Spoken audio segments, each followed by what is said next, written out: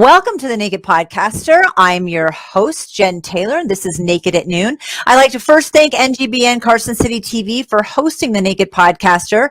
Download the NGBN app, TV, or mobile device and catch all the episodes of the Naked Podcaster live and on demand. If you're looking for group coaching, one-on-one NLP coaching, or you want to have a super fun speaker join your conference, head over to my website, momof18.com, and get in touch with me. You can sign up for a 30-minute free strategy session to determine if we are a great fit. There's also free information on my website. There's a free quiz on my landing page designed to reinvent, rediscover, or remember what gives you purpose, passion, and drive. A comprehensive how to podcast PDF on my podcast page, and a free copy of my book, Hello, My Name is Warrior Princess, on my book page. So check it out at momof18.com. Today, I am super excited. I have a return guest, which is, I mean, every podcast episode is my favorite. But Joshua Shea is with me today. He came on about a year ago telling his story, and then he came on as a coach and coached me through 2 episodes. Joshua, how are you? I am doing wonderful today, Jen. Thank you so much for having me back on your show. I'm excited. I have your website up, recoveringpornaddict.com. And let's jump in first with kind of the website and what you're doing. I know a lot has changed in the last year, so we don't necessarily have to go in order, but I would like to bridge the gap between last year and this year. So you just jump in wherever you want. Okay, well, we last time that I talked to you, I had just done my second book. I think we talked before the pandemic all went down a couple months Yes. earlier. And one of the things that was very interesting was the first few months of it, March, April, May. Since I am a porn addiction expert, since I do coach porn addicts, I always have to kind of stay on top of what's happening in the industry. And it's interesting, as a former addict, I don't want to look at the stuff, but I still have to know what's happening. And there was a huge seismic shift in the online pornography landscape early in 2020 because of the pandemic. And it was so fascinating to me and to people who I talked to when I would do interviews that I talked to my publisher, and they agreed that it would be a great idea to write a book about it. So we put out a book looking at the first 3 months of the pandemic called Porn in the Pandemic. And it takes a look at how everything changed. That came out in, I think it was July or August. That did very well. And then I spent a lot of last year, not being able to go out and give presentations, not being able to go to Yeah. libraries or churches, which is unfortunate. Although I did get to do a TED Talk, which was great. But I had a lot of time on my hands, so I decided to become a certified betrayal trauma coach. And if you remember, my second book was designed for the partners of porn addicts. And that book has still sold 10 times what my first and third book has done.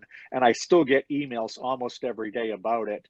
So I feel a certain closeness to the partners, almost always women, who are trying to navigate this world of porn addiction in their husbands or boyfriends or other partners. And I decided to go ahead and do the hard work and do the studying and learn the ropes of coaching. And now I do a lot of betrayal trauma coaching with partners who are just trying to navigate and just trying to figure out the issues behind their partner's infidelity, whether that's actually a sex addiction, whether it's a porn addiction. If there wasn't infidelity, but there is porn addiction, I work with them on that too. And that's been amazingly rewarding for me so far.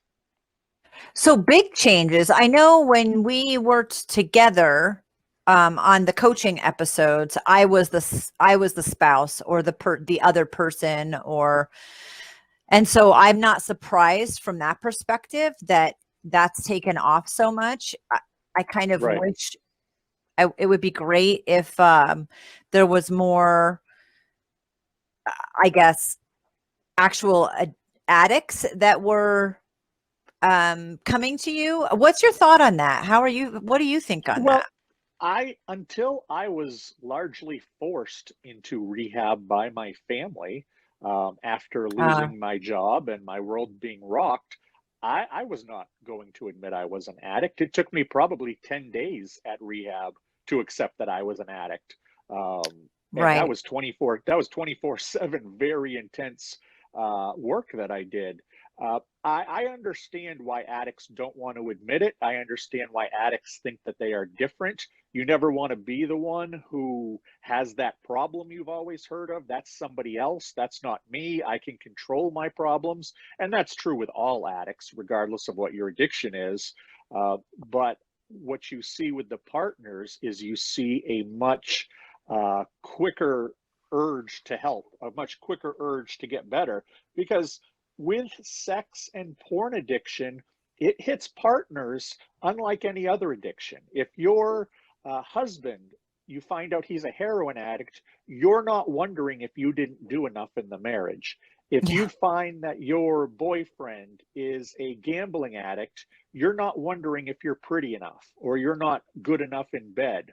Well, that's what happens to sex and porn addicts partners, is that especially if they don't understand how addiction works, they see it as their partner choosing another woman or choosing a woman that they find on the pages of a magazine or the video of a computer screen as a better choice for a Mhm. partner than they are, which is totally incorrect. I understand why they feel that way, and it's a horrible thing to feel. But that's not something that spouses and partners of other addicts tend to feel. It's kind of just it's just native to sex and porn addiction. So and I feel horrible also because I know that I put my wife in that situation back 7 years ago when it came out that I was a porn addict. But you think about it, these are people who never wanted anything except to love their partner.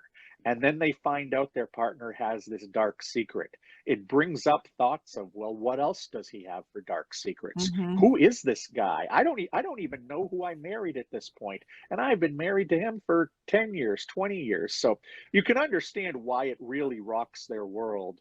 And I think what I bring to the table as a coach is that not only do I have the expertise behind understanding betrayal trauma, getting the academic and scientific part of it, but I have the experience of also being a porn addict, and I can speak the porn addict's language. And for a lot of people, a lot of therapists who may be addiction specialists but don't have the experience, there is something to be said for having experience. There is something to be said for having been there. And I find that with a lot of my clients, they really like the fact that I can a lot of times translate what their partner is saying. I love in our first interview, you talked about how everything came to a head from the chat room and you went to jail. Now, was it the first book that you wrote while you were in jail? I wrote my first book, which was a memoir called The Addiction Nobody Will Talk About, when I was in jail. Now, it's Okay. important to remember that, I had, from the day I was arrested to the day I went to jail, I had 2 years to work on my recovery. So when I finally went to jail 2 years after being arrested, I was in the best shape of my life, physically, Yeah. mentally, emotionally, because I did the hard work. The guy who went to jail was not the guy who got arrested. So when I got to jail, instead of learning how to play cards or watching every superhero movie ever made, I had decided at that point that I was going to try to give back. I was going to try to make a connection with only porn addicts at that point.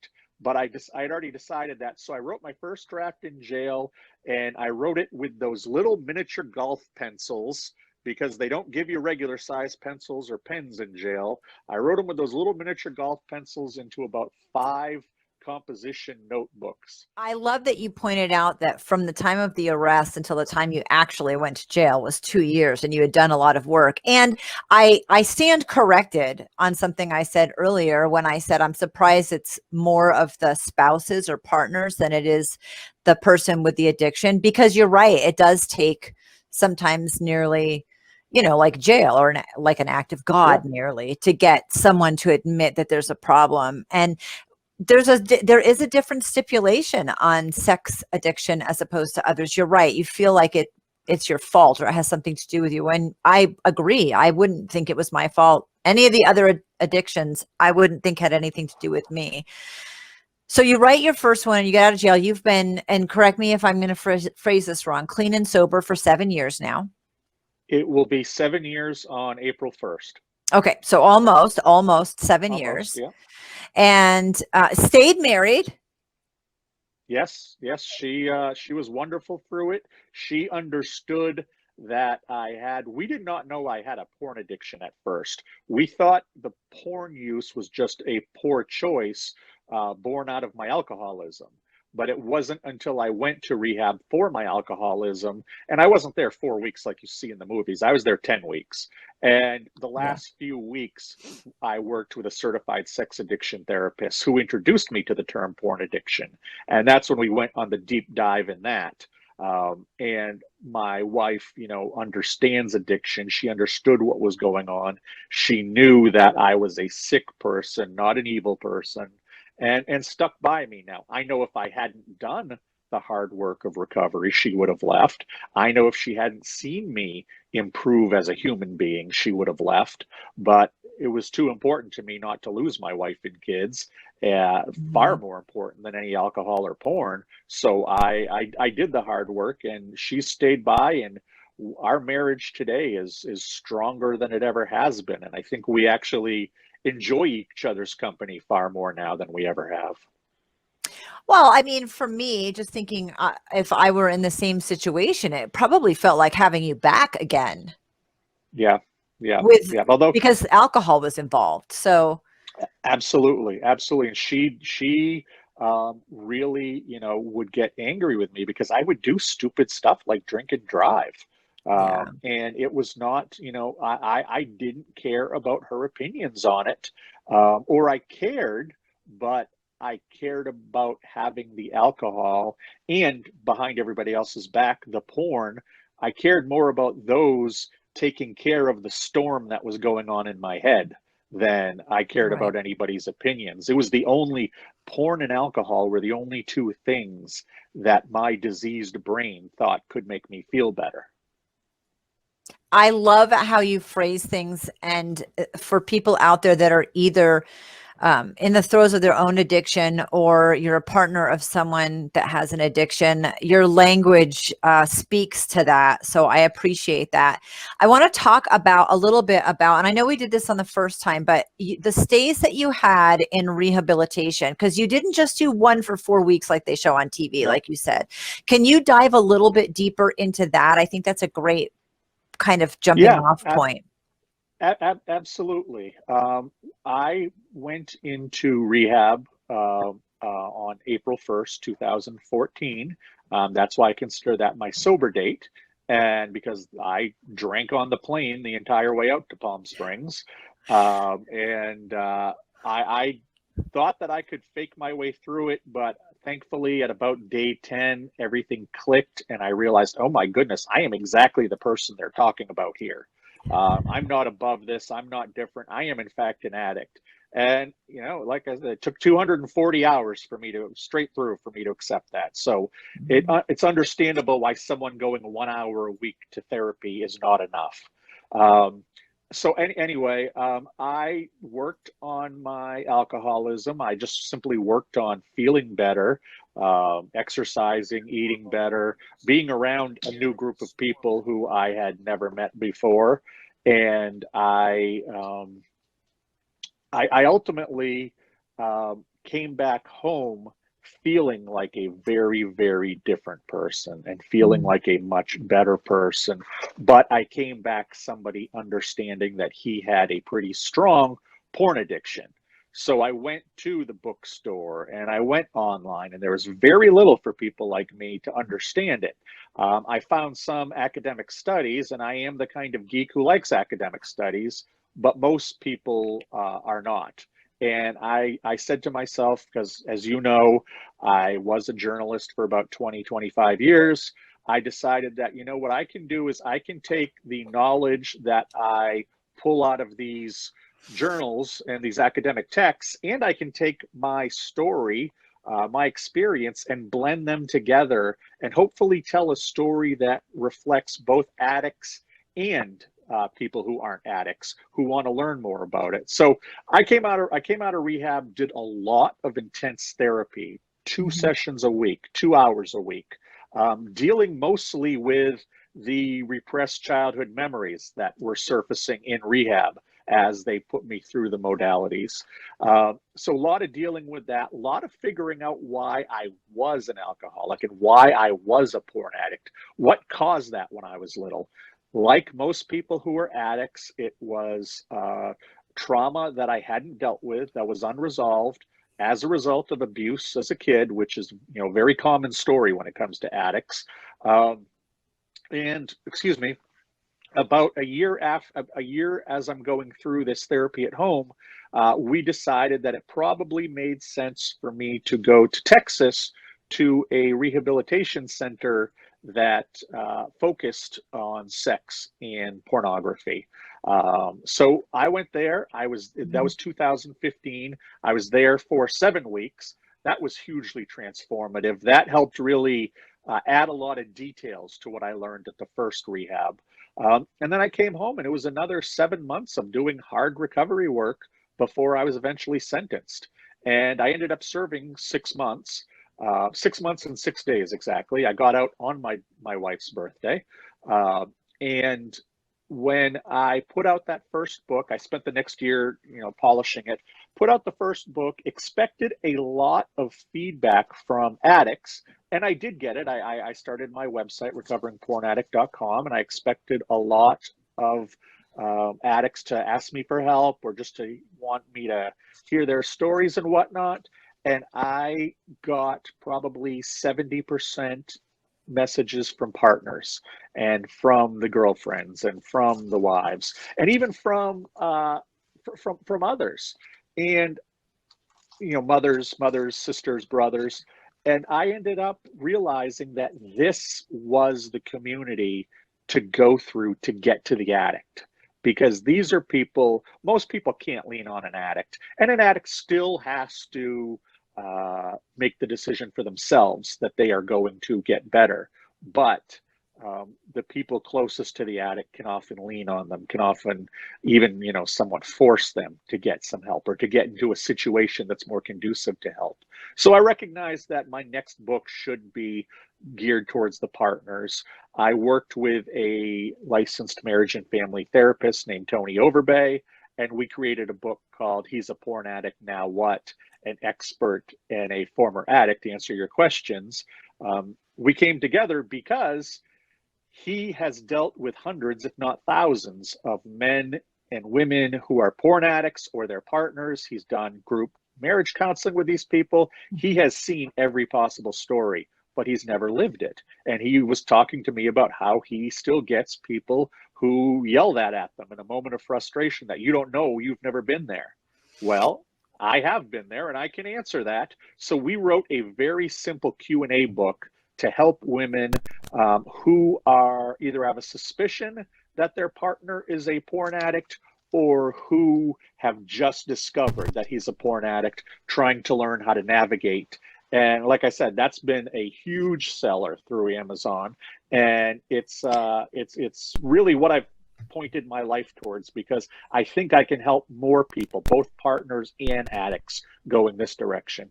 I read that book. It was excellent. I have to say, excellent.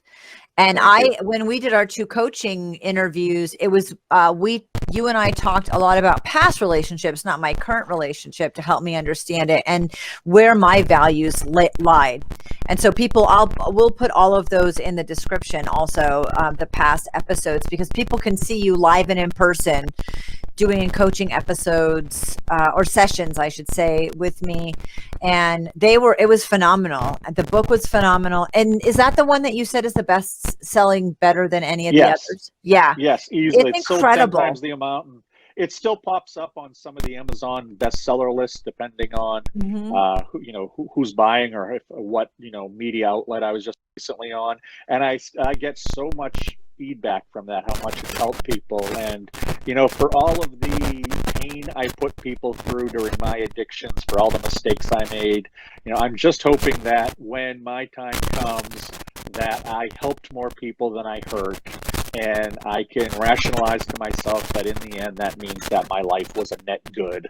And I figure I did so much damage the first half of my life. This second half is going to make up for it.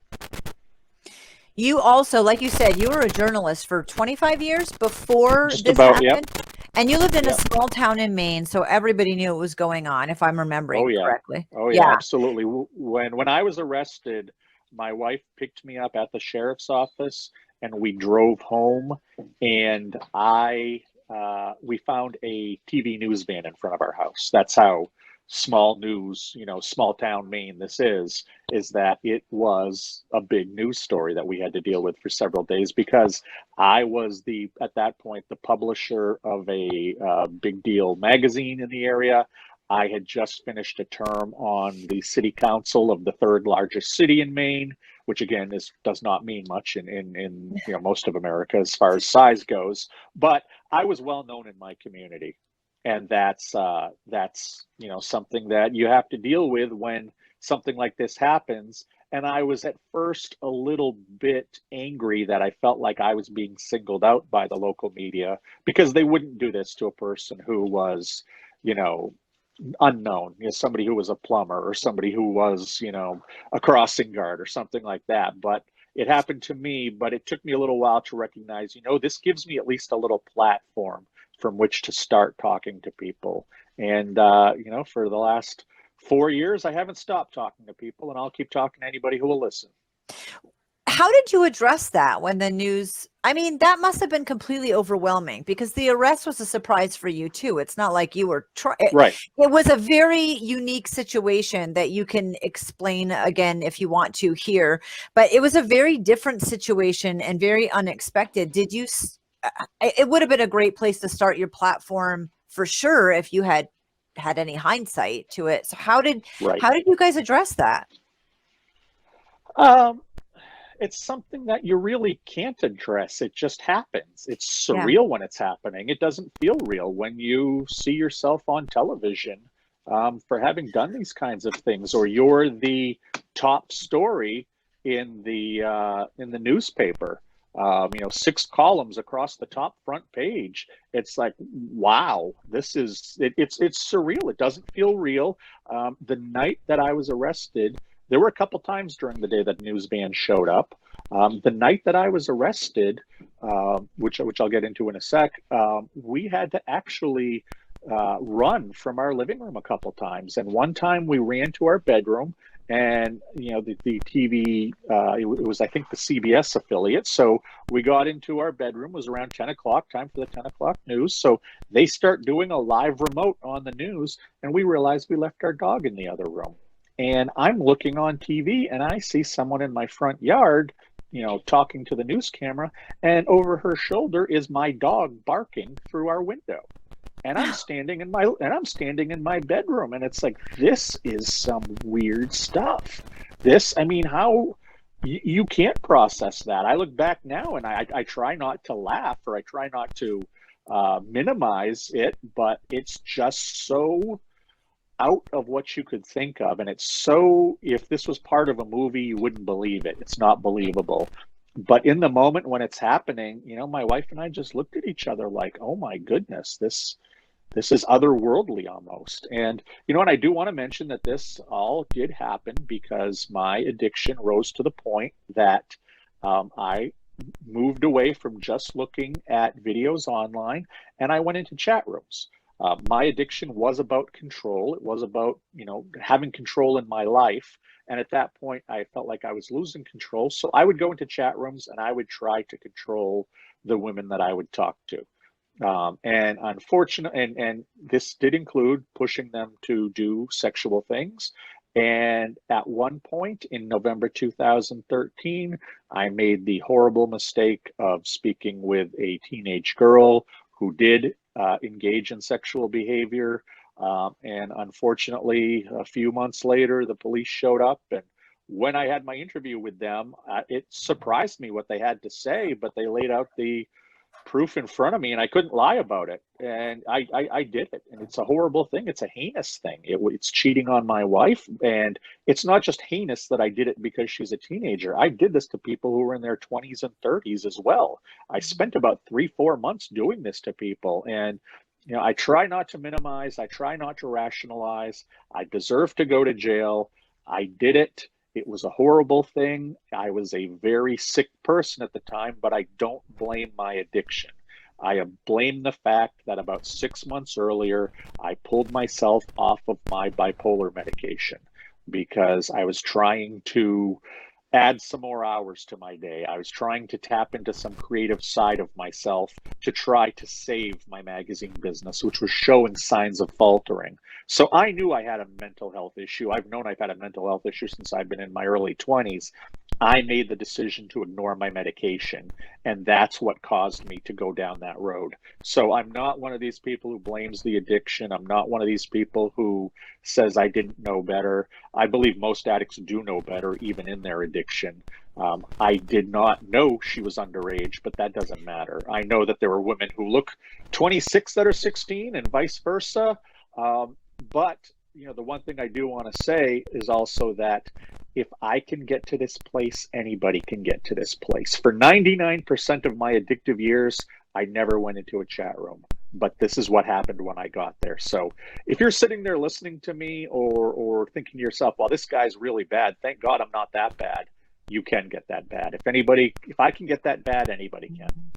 Well, of course. And I'm glad that you made the point, because I was going to that. And you're right. I'm not trying to justify anything, but you can't change the fact that the women were in those rooms, whether they were underage or not. They were showing up, Right. And that they were lying about their age too. And you took the fall for the parts that you had no control over. But I love how honest and raw you are about it. I did, but obviously, if I ever saw somebody who looked like a child pop up on the screen, I went right past them. Mhm. But the reality is, you've had more kids than most states have population. You know that a 16, 17-year-old can look 26 or 27 and vice versa. Yep. And the one thing I will say about the addiction is that I was drinking so much. I was getting so little sleep. My world was swirling down the drain. And I think that the way that I let myself live, that my understanding of cause and effect, of consequences, got very blurred, because that was the kind of thing that even a year earlier, I don't think I could have engaged in. I look back at it now and think, who was that guy? Because that's such a dumb thing to do. That's such a heinous thing to do on so many levels that that guy was very, very sick. And had the police not shown up, I don't know what would have happened to me. I told you this in the last time we talked. I only give even odds that I'd be able to be here talking to you now, because I think I was starting to go down a road that you don't turn back from. I love that you talk about it that way. And now, you were a journalist before, and Yep. so you have contributed to articles for other places. That's no surprise. And you became a public speaker.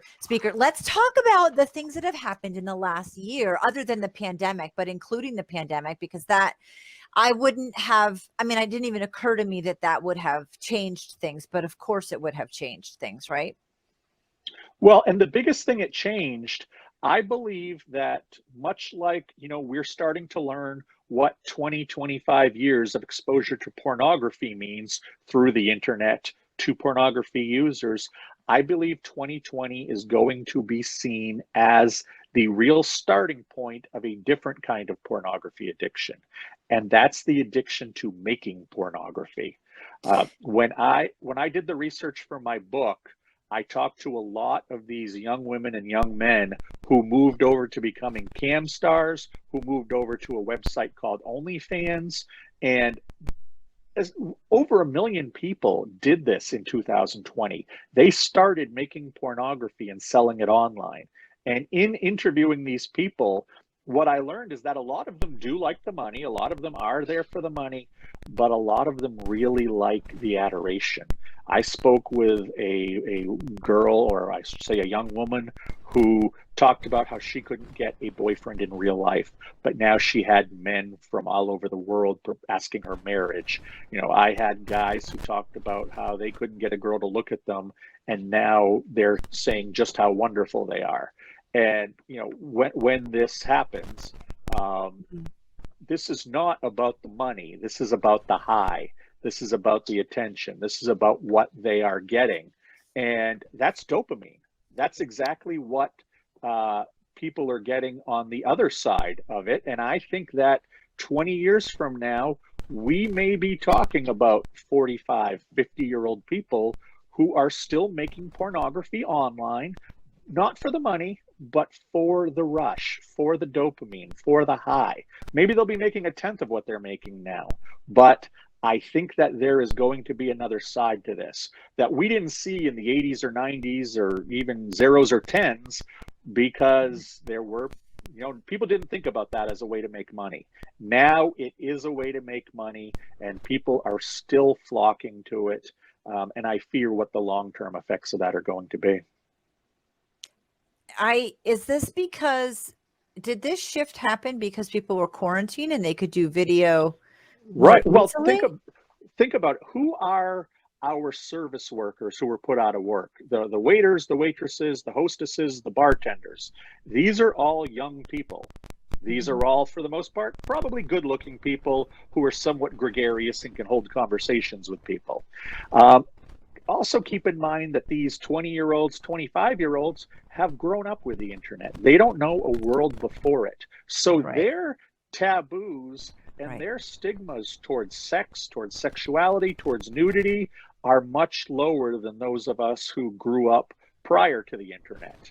And I think that, being in high schoolers now, 16, 17 years old, you're almost expected to have pictures of yourself in a bikini or just your swimsuit on Instagram. We didn't have that when I was in high school. Nobody saw each other, half naked, but it's a common thing now. So is it a big leap between standing there in your bikini and taking off the bikini top? For a lot of people, it's not. And for a lot of them, when they can suddenly charge $10 to do that, and there are 50 guys in the world who are willing to pay $10, well, there you have $500 for 2 minutes of work. When the quarantine gets lifted, why are you going back to McDonald's? Why are you going back to the Gap? When you can work an hour a day and make fantastic money, why are you going to go back to that? And that's what happened in 2020. That's why you still see signs everywhere in the service industry of people being, wanting to be hired. It's because somewhere between, and this is just OnlyFans, somewhere between 1 million and 1.2 million people joined OnlyFans in 2020. That doesn't include all the people who joined the many, many cam sites out there and started making pornography that way. It's like I said, obviously viewing pornography went up in 2020 as people were locked down. But I really fear that the legacy of the pandemic is the other side of the pornography addiction coin, and it's going to actually be not the consumers, but the producers. I remember having a conversation with a friend of mine and about prostitution, and how, like, I'm in Nevada and there are, not in our county, but in counties near us, prostitution's legal, and how that bothered me. And she said, have you ever had sex in your past that wasn't that great? And I said, sure. And she said, well, at least you would have gotten money for it. And that's kind of the attitude you're talking about. Like, if you're kind of doing some of this stuff anyway, at least you're getting paid for it. And I mean, there was a part of me that was like, wow, I can see that point, but that doesn't mean that I want to do it. Right. Well, it's impossible for me to tell a young mother of two trying to pay her rent and keep her kids fed that you shouldn't show your breasts online to make sure your kids are okay. That's while I would never hope that for my kids, while I would, hope that, I would never have to do something like that. And obviously I probably wouldn't make $6. I understand why it seems like a viable alternative for many people. And I always, when I'm doing my education, and you know this about me, I try not to moralize. Mhm. Everybody can make their own value decisions. Everybody can make their own moral decisions and ethical decisions based on, what they were raised with and what they have developed. It's just important that we understand it's out there and it's happening so we can make informed decisions of how to act next. You mentioned when we were emailing, you were like, you have daughters in this age group. What if they're making porn behind your back? And I mean, I thought they're all adults, all but one. I have an 11-year-old, and then everyone else is an adult. And I thought, well, I mean, that's totally possible. And it's that same thing, not moralizing it. Do I want them to do it? Absolutely not. There's nothing about it that I want any of my kids to be involved in. But it's so difficult. I can see how difficult it is for people, like you said, the single mom who needs to Yeah. feed her kids. I mean, I was the single mom at one point, working 3 jobs and Yeah. didn't do any of these things. Not that it was viable at that time period to the internet, but whether it was or not isn't the point. I worked 3 jobs not to do it. And yeah, I can understand how it's a lot less time and effort, a lot more money, and I can have a lot more time with my kids and not stress about getting them shoes. So how Right. awful is it right now that this is such a viable way for people to make money, you know? Well, that's the world that we find ourselves in, and I believe we find ourselves in it because we are more of an unhealthy sexual society than we'd like to admit. When people ask me, "Are you anti-porn?" I say, "No, I am anti-unhealthy sexuality."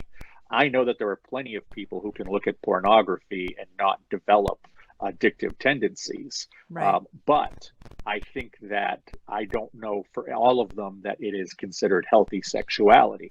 I've talked with many couples who say that they enjoy watching pornography and it spices up their marriage and it's used as a marital aid. I don't doubt them at all about that. But I also know that when you introduce pornography to your marriage, that you are 3 times more likely to end up divorced. So it's really on the individual to decide what is healthy sexuality and what is unhealthy sexuality. But if they don't know there are even those things, well, that's what I see my job is out there is to let people know, think about your decisions. Think about talking to your kids about porn. Think about how you consume pornography. Think about your attitudes towards it. And I'm not saying you have to stop looking. I'm not saying that you have to change your life. I'm not saying you have a problem. I'm just saying that much like so many other things in this world that we do know can have a negative side, it's time to recognize pornography can.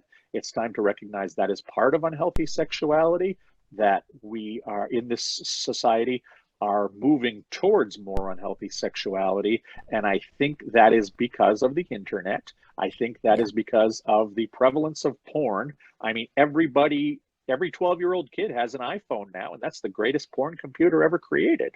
And we need to, as parents and as a society, start taking this seriously and develop a strategy for dealing with pornography with our use. I'm sorry, it's 2021. That's what we have to do, and maybe we didn't have to do that in 1983, but times change, and this is where we are now. Oh my gosh. I mean, I graduated high school in 1988. I had no clue. I had no clue at all what was out there. We didn't have access to it the same way. You had to go in the back room of the VHS rental shop in the Right, private right. room. And like I had no idea anything about it until I never even saw anything that was porn related until I was about 20 or 21. So it's a completely different world now. Now, Yeah, my 11-year-old on YouTube, she's on my YouTube channel, so I can see the history of everything that's ever been searched on there. And why can she do that? Because I know it's okay. Anything that I've searched on there, she can see. But we have to right, keep tabs on everything now. And it's, as a right. parent, that's exhausting. It's exhausting to keep tabs on it. Well, and when parents come and tell me that, oh, don't worry, we have filters in place. They have a filter on their phone. It's like, well, congratulations for locking down one smartphone out of the 4.8 billion in the world.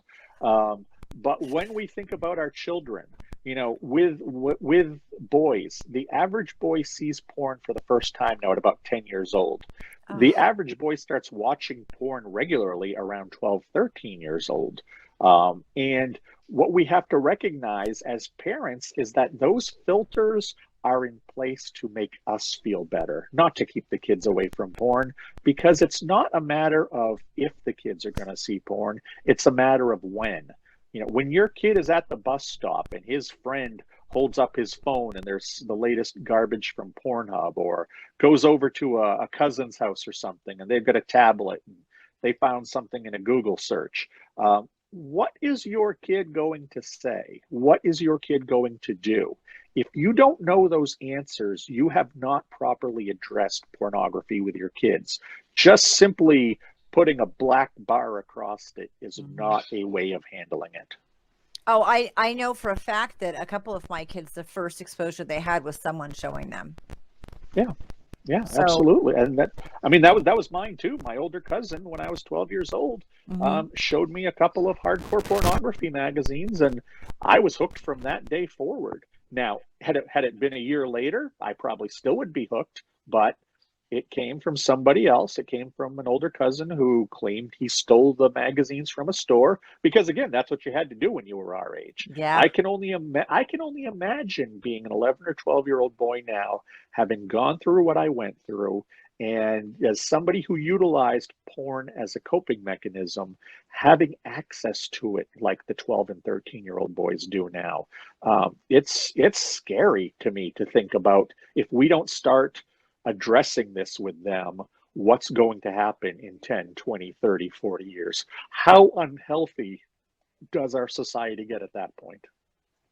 The dopamine that you talk about, I totally get that. The girl who can't get a boyfriend and now has marriage proposals, or that whole thing. At what point does that end? I mean, never. It never ends. They always get dopamine, or they do more to get the same amount of that rush. If you're searching But for if that it can give rush, you, yeah, your if you're phone searching for the dinging. rush, yeah, exactly. I think I shared this on your first show, but I'll share it again for the people who haven't heard it. If you want to experience addiction, tomorrow, take your iPhone, take your Android, turn up all of the alerts, turn up the volume all the Oh, way, every chime, ding, however you can hear anything, turn it all the way up. Then take a post-it note and slap it right across the face of the phone so you can't see anything. Then put that phone next to you. If you're like the vast majority of people out there, within 10 or 15 minutes, or maybe within 2 minutes, there's going to be some kind of alert. Maybe somebody liked a Facebook photo.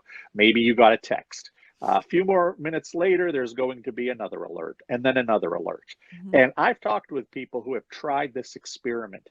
They usually last at a maximum 2 hours, or they last 6 or 7 alerts, because you need to know what's under that post-it note. You need to know what's on that screen.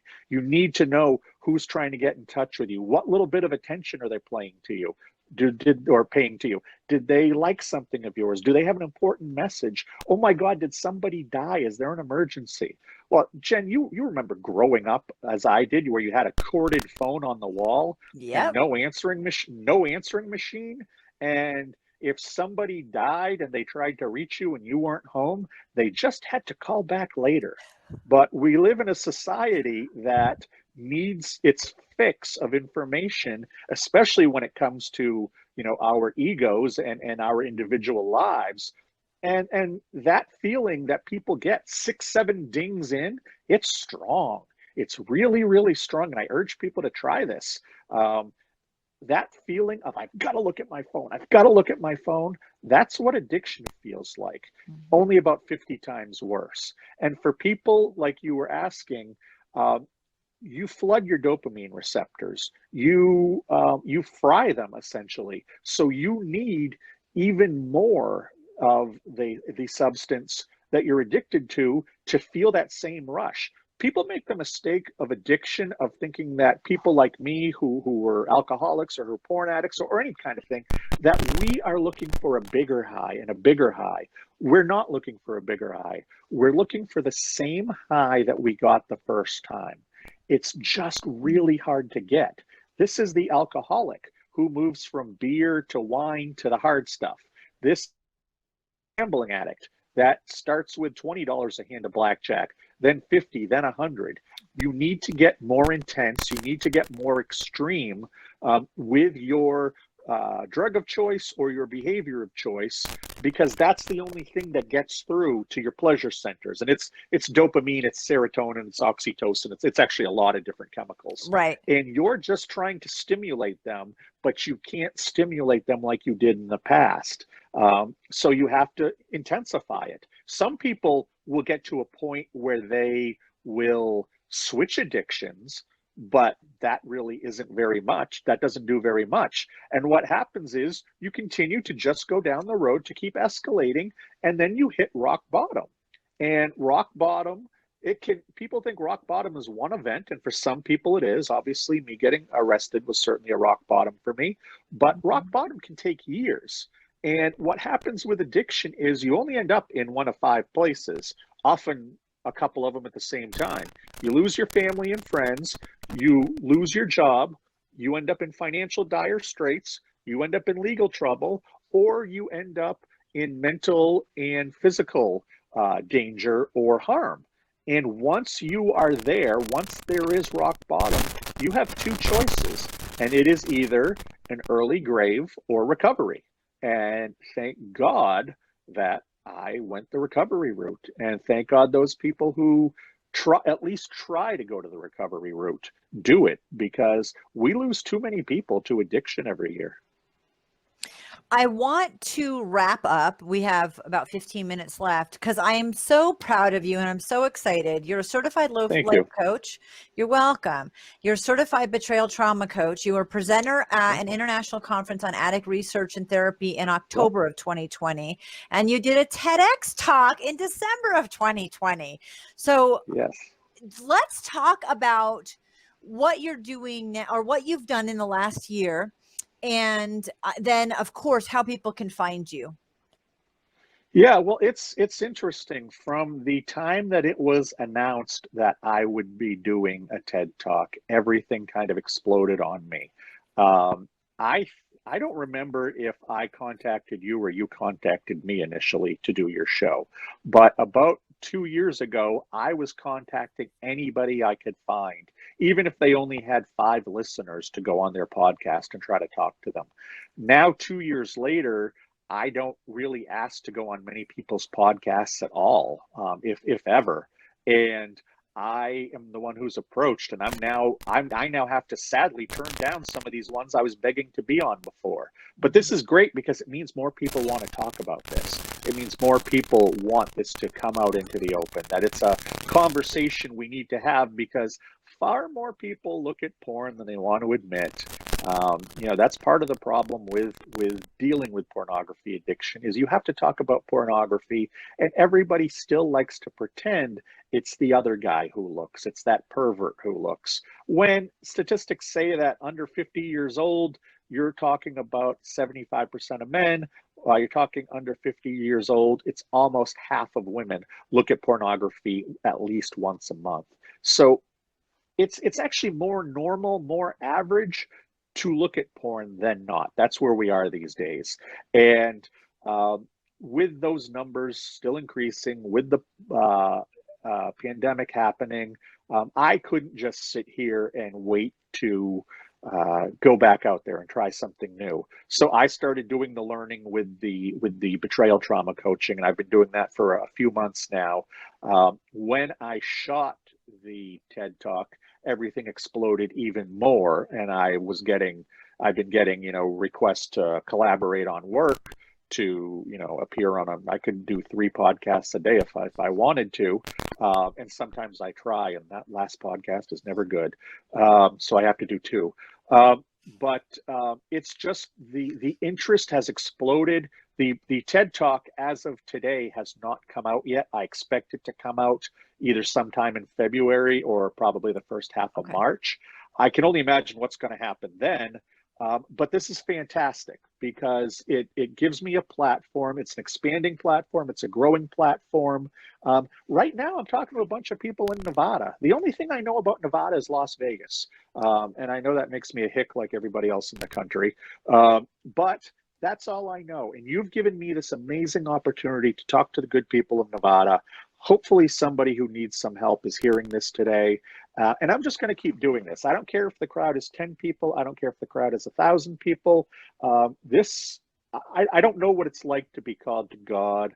I don't really know what it's like to have a calling, but something inside of me says this is what I'm supposed to be doing now. I'm supposed to be out there helping people, whether it's coaching, whether it's lecturing, presenting. Just get out there, share the facts, share my story, and hopefully things will fall into place. I contacted you, and I remember it specifically because you sent me an email back and you said, the Naked Podcaster interviews a former porn addict. That sounds perfect. Like you were really Yeah, funny about it. And I was like, yes, he's so funny. I almost didn't reach out to you just because of the name of my podcast and whether or not you would want to. And then I thought, yeah, if you don't want to, you don't want to. It's no big deal. right, And I right. have loved what you're doing. What was the TED Talk like for you? The experience like for you? It was amazing creating it because I'm the kind of person who's like, oh, I've given 5,000 speeches. I'll just get 15 minutes and I'll go up there and I'll wing it. I actually ended up having a speech coach Uh-huh. who helped me for 4 or 5 months, helped me create it.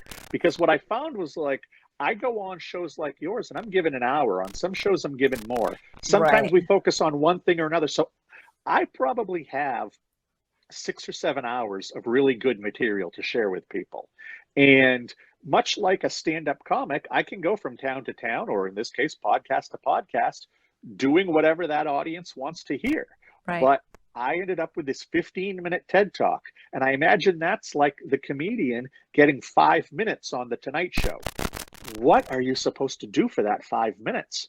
And that was Right. my tough problem is what am I supposed to do with these 15 minutes? I know so much. I want to share so much that it was really about cutting things down and figuring out who the Yeah. audience would probably be and what would be the best points for them to hear. So we talked a little bit about having your kids be addicted. We talk a little bit about the addict brain. I talk a little bit about the fact that, here I am, a white collar guy, a wife, kids. I own 2 companies. I was a local politician. I can be an addict, so anybody can. I Right. really tried to hit on the high points. It was a little bit weird because I live in Maine. I went down to Hartford, Connecticut to film it. We filmed it at a TV studio because we couldn't have an audience. Right. The audience was probably about 15 people. Everybody was allowed to bring one person. I brought my daughter. And that was a little bit strange standing on a stage and delivering a speech in a studio to about 15 people. But everybody said that it went very well. Everybody seemed to like it. The people who watched live streaming, I got a lot of great feedback from them. And now it's just a matter of it eventually going online. And once it does, we'll see if it disappears within a day or two or if it becomes one of those crazy viral things. I don't know what's going to happen. I will let everybody know, and people can go to my website at recoveringpornaddict.com, or you follow me on Twitter or Instagram, which is paddictrecovery, and you'll know when it comes out. But I'm just trying to communicate. I'm just trying to get it out there. I still make next to no money on this. I make a little bit on the books. I make a tiny little bit on the coaching. But this is what it feels like I am drawn to in life now. This is the important thing for me. You mentioned that most of the people that come to you are the partners of. Let's talk about who your ideal client is and the best way people can find you. I know you have the website, you have Instagram and Twitter. I'm guessing the contact form through the website would be the easiest, but tell me who your ideal clients are for coaching. Well, obviously, anybody who is open to the coaching is great. A lot of times, what happens is that I meet with a woman who has a partner that is addicted, and she and I will have a couple sessions, and they go well, and then she wants me to suddenly meet her partner. And I have to warn them that, okay, you are open to this. They are not. You felt like I've made a lot of connections. That makes sense. They may not. And you Right. have to kind of warn them that the magic I worked with you, well, this guy, keep in mind, he's an addict too. He probably knows all the tricks.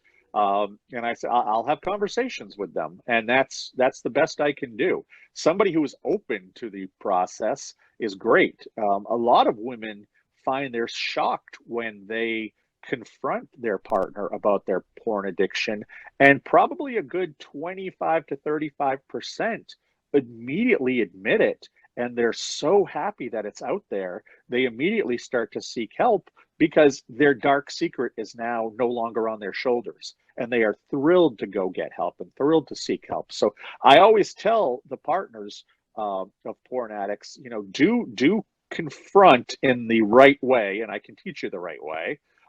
Don't hold back, because this is not something you want to let gnaw at you. This is not a resentment you want to hold inside of you. You do want to bring it up, because sometimes you'll have absolutely wonderful results. Mhm. The best client is the one who is open to the process, and who pays the fee. I love it. Josh, thank you so much for being on again. It was great to catch up. You've had a Thank lot of you, Jen. changes. Yeah, it was I so think you are the first media outlet that I've been on 4 times. fun. Well, you had to coach me twice, two of those. So Yeah, yeah, and that was fun. That was it great was fun. I it enjoyed was that. the it was the most nerve-wracking coaching that I've had, and I've done probably 25 of them. And that one was the most nerve-wracking because I had no idea what we were gonna uncover. No idea, but it was a lot of fun. You're very, very easy to work with from a client perspective. So it was really an honor to be able to do that with you. Thank you so much. And thank you so much. Whenever you need me, I'm here. I am always willing to share my story. Thank you.